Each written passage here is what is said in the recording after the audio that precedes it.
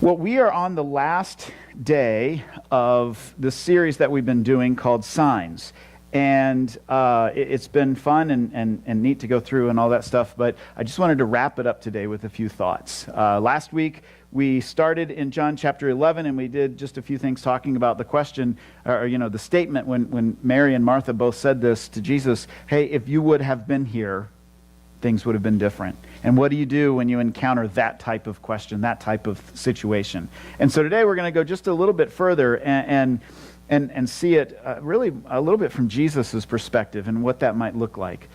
So to get started, I want to ask you this, or I want to remind you this. I played baseball growing up. I love baseball. I played in college, and it was all that, cool stuff, whatever. I was never a power hitter. Obviously. I wasn't one of those guys who could do that. But most of you have probably heard of Babe Ruth, right? Heard of the name somehow? Boy, you guys really are asleep. I know it's a quiet day, but Jiminy Christmas. By the way, I think the music might be playing in the speakers just ever so slightly.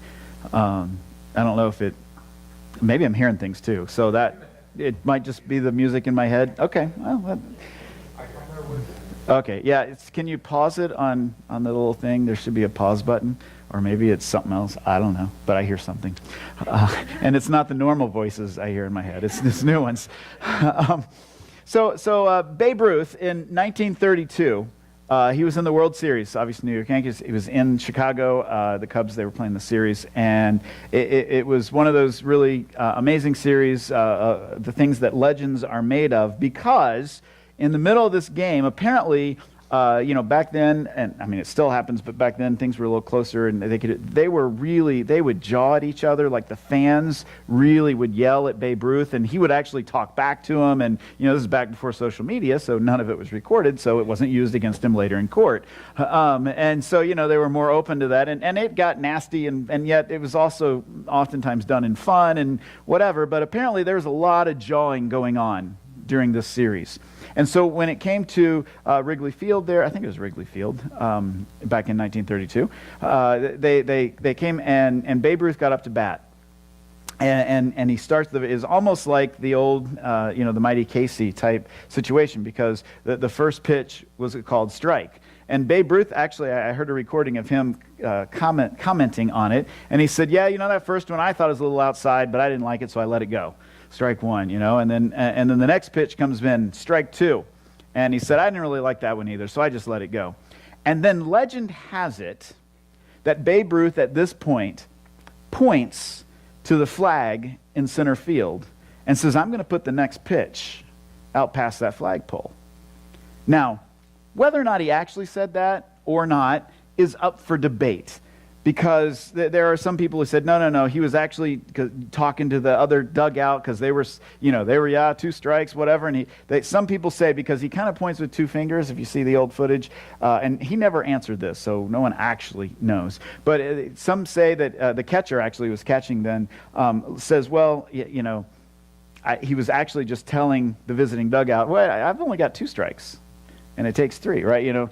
Other people say, no, he was pointing and say, because Charlie Root was the pitcher, I'm going to put Charlie's next pitch right over that fence. And the coolest thing in the world, though, the next pitch, he puts it over the center field fence right where the flagpole is, okay? That's really cool. And he hits the home run and all that stuff, and I don't even know, all the details after that, because they don't matter, right? He called his home run. And let's be honest, that takes guts. And on top of that, imagine if he didn't hit the home run and he struck out. He would never have heard the end of that. And so he really took a pretty big risk making that statement, Charlie Root's next pitch right out there. And when I read John chapter 11, for some reason, maybe I'm just weird this way, but my mind goes to Babe Ruth pointing at center field when Jesus stands in front of his friend's tomb, and his friend had been dead 4 days, and he says, roll away the stone. That's like pointing to center field saying, wait till you see what happens next. Because he put his reputation on the line. I mean, it's like I know I'm not supposed to know these things, but I do. When you're playing Texas Hold'em, right, poker, I know I'm a pastor. We only play with M&Ms at my house, but when you're playing Texas Hold'em, and you get a really good hand, what do? You go all in, right? And when you go all in, you're basically saying this hand is good enough to beat any other hand at the table. I know it. And so you go all in, and you risk everything on one hand. And you better be right, because if you're not, you lose everything on one hand. And Jesus, if you think about it, he had just, we had been talking about the 6 miracles leading up to this in the book of John, right? John records 7. This was the 7th, so 6 miracles. He had healed the blind guy. He had helped a lame man to walk. He had turned the water into wine. He had calmed the storm. He had walked on the water. He had done, all these things. And all of that, if he said, roll the stone away, and then said, Lazarus, come out, if nobody came out, all of that would have been flushed down the toilet at that point, right? He would have lost all credibility. But he takes a risk. Now, he says he takes a risk, but he knows what's going on. He knows what God is about to do. And I was just thinking about this because it got me to asking myself the question, what is Jesus doing here? He is literally risking his reputation on what he feels God is saying he should do, raising Lazarus from the dead. And so I started asking myself, am I willing? Are you willing to risk your reputation on God? I mean, that question has haunted me this week. Am I willing to risk my reputation, my dignity on God? I mean, we're all saying, I'm obedient to God. I love Jesus and I'm going to follow him. But what happens when all of a sudden you have to risk your reputation on God, and if God doesn't come through the way you think he says he's going to come through, you could lose some of your dignity and even your reputation. Are you still willing to be obedient? Are you still willing to step out, to risk something? Because I'm not sure I always am. Now, let me back up. Let's remember what the story is. I'm not going to read the entire chapter to you, but basically to recap, Jesus is away, 20-some miles away, and his really good friends, Mary and Martha and Lazarus, are there, and they send word to Jesus that Lazarus has gotten extremely sick. And Jesus delays in coming back. And obviously Martha and Mary sent word because they wanted Jesus to come heal him. I mean, he's your friend, Jesus, right? This is your best friend. You love him. You stay with us when you're in town. You've got to come back and heal him because this could end up in death. And yet Jesus doesn't come right back. And as a matter of fact, Lazarus dies. And it's 4 days after that before Jesus gets there. And so Jesus gets there and Lazarus is gone. And Martha's saying, hey, you know what? If you'd have been here, you could have healed him. But you dilly-dallied, and now he's dead. And Mary says the exact same thing to him. And Jesus then goes to the tomb. And it says that these mourners had come and were there, and they followed them there. And these mourners are what I said last week, they're professional mourners. They literally, they go and they're hired to be part of this crowd of people who weep with the widow or the family or whoever it is to be there and to be with them as part of the community. And sometimes literally they would be paid to come and to cry with the family. And so all of this is going on, and there's a crowd around this tomb. And he says, roll the stone away. And it says at one point that Jesus gets angry. And we didn't go into this much last week, but I mean, it says Jesus is upset in his spirit. And most commentators, most scholars look at that and say, what's he upset about? Well, he's upset not with the people mourning, but with the fact that death is still winning. And it's driving him nuts. And he's like, I'm going to do something about it. We can't have this. And so he goes to the tomb. He says, roll the stone away. And Martha, of course, does that familiar, oh, but Lord, he stinketh, right? And in the nice King James version, he smells bad. He's been in there 4 days. The body started to decay. It's nasty. And Jesus says, I don't care. Do it anyway. And Jesus calls to Lazarus. He says, Lazarus, come out. And I'll read a couple of verses. John 11:41 says, so they took away the stone. And Jesus lifted up his eyes and he said, Father, so he's praying, Father, I thank you that you have heard me. I knew that you always hear me, but I said this out loud on account of the people standing around, that they may believe that you sent me. When he had said these things, he cried out in a loud voice, Lazarus, come out. Now, can you imagine just for a second the few moments between Jesus saying that and Lazarus actually coming out? Because you got to imagine you could hear a pin drop around there. And I don't know how long, because, Lazarus, when they wrapped them up, they prepared those bodies for burial. They wrapped them up tight. And it was not something he was just going to wriggle out of. And they had a cloth over his face. So it probably took him a minute to get his bearings and to get up. And they slid them into this little, basically holes carved into the wall of the cave. So you ever tried to crawl? It's like a really old MRI machine, right? With a really closed one where they say, only it doesn't pull you out, right? You got to crawl out of this thing, and you're wrapped up completely. I'm going to guess, he basically fell out of it and then had to hop, over to the door. So it probably took a minute or two. Now think about that for just a second. What do you think was going through the mind of Jesus during this time, right, while he's waiting? You got to be thinking, okay, I said it. Everybody's looking. Come on, Lazarus. Let's get this show on the road. They're starting to get a little... if I just stood here and said, well, this is what God says, and then I just get quiet for a few minutes, you guys get a little antsy. Spill it. Come on, let's see. What's God doing? So he stands there and waits. And then all of a sudden, Lazarus hops to the mouth of the cave. And Jesus says, probably with some relief at that point, right? Whew, unwrap him. Let's get him out. And so they do. I really, this passage just really worked on me this week a little bit.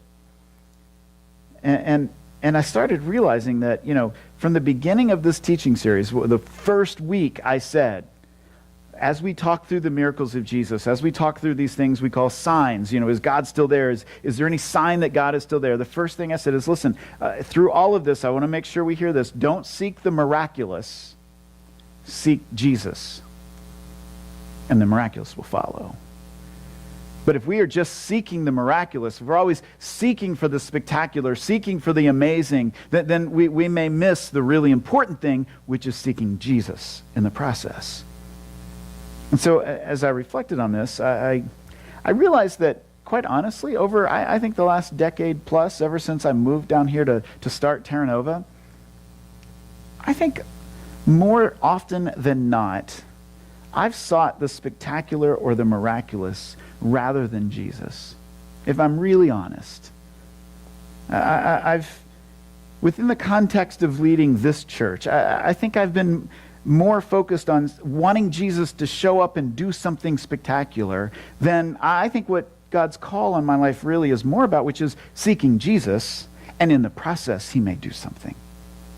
And it's not like one or the other, right? It's not like you're either seeking this or you're seeking Jesus, okay? It's not that black and white, because I believe that I believe I pursued Christ in the process as well, okay? It's not like I was satanic but trying to grow a church, but now I'm just going to be about Jesus, but forget the church. It's not black or white in that way. But I think sometimes my priorities, what I put more emphasis on, even subconsciously, had more to do with saying, God, do something amazing because I want to see it, rather than, God, you've called me to pursue you. And one of the ways you've called me to pursue you is to begin and to lead a community of faith, a church. And my goal is to pursue you and to become more like you. And in the process, as I become more like you, to allow that to flow into anyone around us so that they can then see Jesus. They can then understand how amazing God is. And in the process, God can do some spectacular things. And I know it's a nuance, and for some of you, you're probably going, well, that sounds like a preacher problem. That doesn't sound like a normal person problem. What in the world does this mean to me? And I think here's where I'm going with this. I want to make sure that we, not only as a church, but just as individuals, that we are always pursuing Christ. And yes, we want to see God do some stuff. I mean, I would love to see this church just explode with growth, you know, and we're having all these problems of fitting everybody in, right? I mean, I've talked to a few of my pastor friends, and some of them I hate to talk to because every time I talk to them, hey, how's it going? Oh, man, it's so hard. We got so many people coming, and it's hard because we got to get more chairs, and then it's really full. I'm adding like a 20th service because, you know, hundreds and thousands of people just think I'm amazing, you know. I'm reading a little bit into that, but, you know, I'm saying they you know, you talk to them and you're like, oh, and they say, how's it going? We got a new floor, you know, and it's cool because there's wonderful people who are part of Terra Nova, and I love leading Terra Nova. But when my thoughts get towards success and measuring that success based on, you know, other people's criteria for success, rather than measuring it based on what God's call on my life is about, which is pursuing him and helping people around me pursue a life of following him, it's easy to get skewed in what I call the important things. And as I read this and as I reflected on what Jesus must have done, I realized that, you know what? Sometimes I pull back from risking my reputation because I just want to stay safe. I wouldn't want to go all in on this, you know, Jesus message, because what if I mess it up? And then all of a sudden, everything blows up and I fail. Then everything would be lost from my perspective. And I forget, wait a minute, this is about God, not about me. This is God's church, right? I mean, the church in Delaware, forget our little specific one, all of Delaware, this is God's church. And it's his job to grow the church. It's his job to help people understand him, to know him. It's our job to put ourselves in places to share that message and to care for people and to teach them as best we can. But it's God's job to change hearts. And sometimes I think we forget that. And we try and we say, God, I want this to be all about me. I want to make sure that everybody sees how great I am and how great this whole thing is. And I measure my closeness to Jesus based on my success in whatever job it is, whether it's leading a church or being a professor or being an instructor or being a student or being a worker somewhere in an office or at a shop and whatever. And I start measuring, God, I know you love me if I'm really successful in this. Instead of, God, I know you love me, and so I will pursue you. And even if it means losing a little bit of my dignity or my reputation as the world sees it, I'm willing to talk about you and to grow in my faith in you. So, I was thinking through this, and I realized, you know, I've been really afraid to stand there and say something like, Lazarus, come out. Because that's full of faith, isn't it? I mean, Jesus said, I'm saying this out loud because I already know that you've heard me. And that takes guts. Because when I put myself in the story, and this, if you ever want to know how to study Scripture, this is a great thing you can do. Read the story or read the narrative, read whatever part it is, and ask yourself, which of the characters, which of the people involved in this section of Scripture do I identify with? And if you read this section, right, you read about Mary and Martha and Lazarus and Jesus and the crowd and all this, who do you identify with? Do you identify with, maybe it's Mary. Like, you don't even want to talk to Jesus. She stayed back. She didn't run out at first. She waited for Jesus to call for her. And maybe that's where you're at, because you've had some bad things happen in your life. And you're like, God, I don't know if I really want to talk to you. I remember almost 10 years ago, a lady came to Terra Nova, and we were like brand new. We were still like in the lodge, so most of you weren't even here when we were there, okay? That's how long ago this was. And she literally walked up to me the very first Sunday she was there. She looked me in the eye and she said, I've been mad at God for 20 years. This is his last chance. She still attends here. And she's given her life to Christ again. But she said, I'm going to give him a chance because this is it. Because I'm sick of all the pain. I'm sick of the hard things. I don't like the way things are going. I'm upset with him. Maybe that's where you're at. You're saying, God, you got one more shot at this. And if this preacher doesn't quit rambling, you may lose that. Maybe you're Martha and you're just really right in Jesus' face right away. Maybe you feel like Lazarus. You're dead. You got nothing left to offer. You're just laying there through the whole story. You are spent. And you're hoping Jesus calls you because you got nothing left. Maybe you feel like Jesus. Right? You're like, I'm going to come in and I'm going to lead the situation. I'm going to take care of things. You know who I felt like? I felt like the professional mourners. Right? I could come alongside people and I could just cry with them or care for them. I could organize a system of people to cry with them and to make sure, there was a meal train and there was this and that. But I could just, make sure that they were always, while they were in mourning, I could perpetuate that mourning and just, yep, it's sad. Yep, it's hard. Yep, okay. But I wasn't making a difference in the situation. I was just that professional mourner. And that just started me thinking, you know what? I think God has called me and all of us to something more. I think God has called all of us to maybe step out and be that person who proclaims the message of Christ to the people around us. I mean, maybe God is calling each of us to a life that's not about a success story by the world's standards, whether it's planting a successful church or leading a successful, job or department or whatever it is, but to become so filled with Jesus that his grace and his glory ooze out of every pore of your body, so that everyone around you just senses Jesus when you're around. That's success. But that means you got to be willing to step out in faith sometimes and to call people and to say, I want to share this faith with you. I want to tell you why I make the decisions I do, because they're going to ask you if you do stuff like this. You may need to be able to say, you know what, I know it's weird, but I really want you to know about Jesus because he made a difference in my life. And you got to trust that God will actually show up when you start talking like that.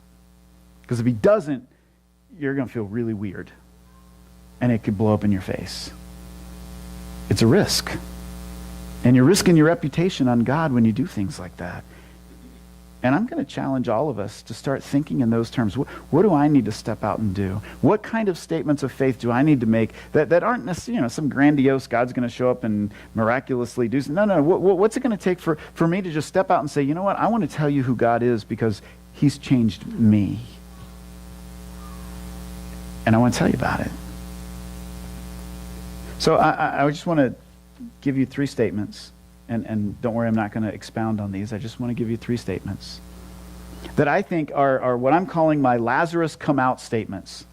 Okay, these are statements, if Jesus stood there and said, Lazarus come out, and then had to wait a few minutes till Lazarus could hop out. I'm going to make the statement saying this is what God is going to do in this town, in this city, in this church. And I'll awkwardly wait for God to do it. And if he doesn't, oh well, I guess I lose my dignity. I guess I lose my reputation as whatever it is. Because I think God is going to do something. And I think God is moving in this city, in this community of faith, in some new and fresh ways. And we need to be ready to step into that. First statement. And this isn't earth-shattering. But if we invite people to pursue a relationship with God at Terra Nova, God will meet them in a dramatic way. If we are willing to invite people to come experience God's message of grace, of hope, of peace, it doesn't matter if the band is on that day or not, right? It doesn't matter if the bathroom has moldy drywall laying in the middle of the floor and we're like, oh, what do we do about it? It doesn't matter.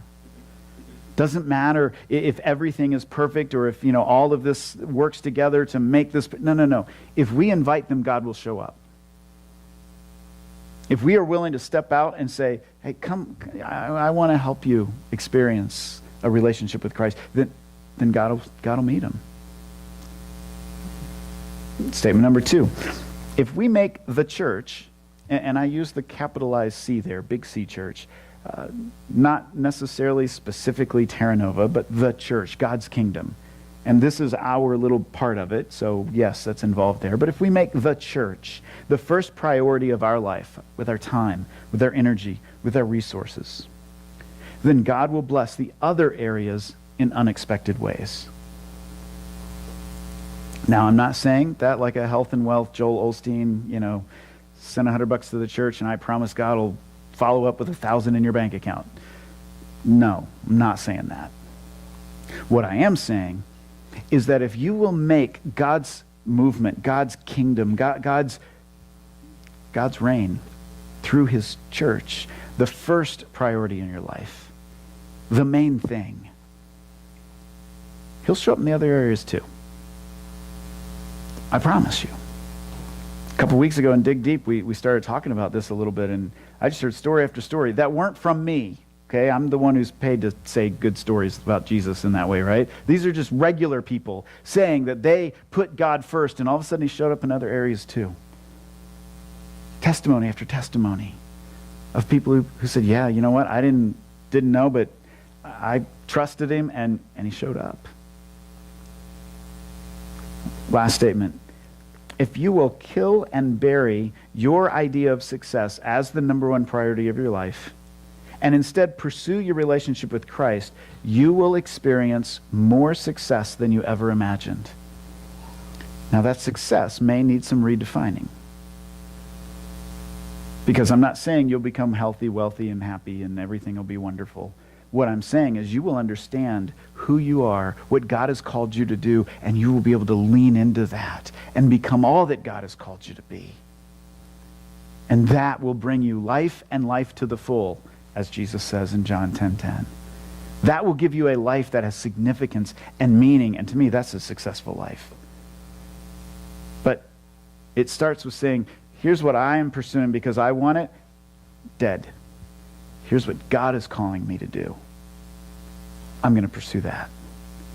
And the cool thing is, Jesus says in Matthew 6, he says, listen, seek first the kingdom of God. That's what we're talking about here. Seek first the kingdom of God and all its righteousness. And then all these other things, yeah, they'll come along. They'll fall in place. They'll make sense. It's not seek Jesus and I'm sorry, that means you're going to be a terrible, you're not going to be successful in anything. You're probably going to be poor and everything. No. Seek God. And I'm telling you right now, God will show up in other areas as well. If Jesus can stand in front of a tomb with a stinky dead guy in it and say, Lazarus, come out, and risk everything on that one experience, that one moment, because he knew what God was calling him to do, then I'm telling you right now, we as a church, we as friends, we as family, we as a community, if we are willing to stand up and say, I want God to show up. I want to share faith with this community. I want to make this town different and better by proclaiming peace, by proclaiming unity, by proclaiming love and forgiveness and grace. Then God will show up. But we got to be willing to stand up and say that and not wait for someone else to do it first. So this morning the question is, are you ready? Are you willing to say, Jesus, you're first. And I will pursue you I will forgo my dignity and my reputation, and I'm going to trust you to show up. Because then it's about you showing up. It's not me, not how good I am or not good I am. It's about you showing up, God. I'm going to put all that on you, and I'm going to walk in faith. What kind of Lazarus come out statement do you have right now that you need to make that requires faith and guts, but you've been afraid to make it because you just weren't sure if God would show up or not?